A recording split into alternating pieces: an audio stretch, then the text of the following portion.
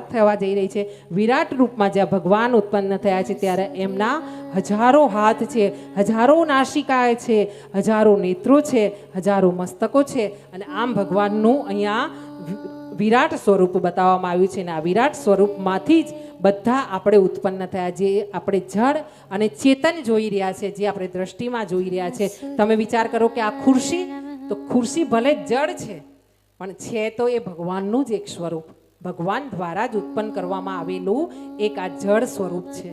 હા, જે આ માઇક છે હું બોલી રહી છું એ પણ ભગવાનનું સ્વરૂપ છે. તમે છો એ પણ ભગવાનનું સ્વરૂપ છે. હું પણ છું, ભગવાનનું સ્વરૂપ છે. અને એટલે જ અમારા અવધૂત પરિવારમાં કહેવામાં આવે છે પરસ્પર દેવો ભવ.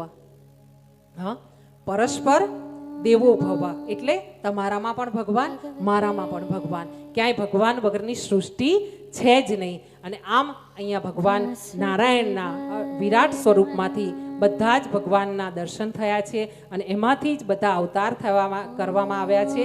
અહીંયા બતાવવામાં આવ્યું છે મનુષ્યની યોનિ પણ સૃષ્ટિ જે બની છે ને એ બધી જ ભગવાનમાંથી ઉત્પન્ન થઈ છે. અહીંયા પહેલાં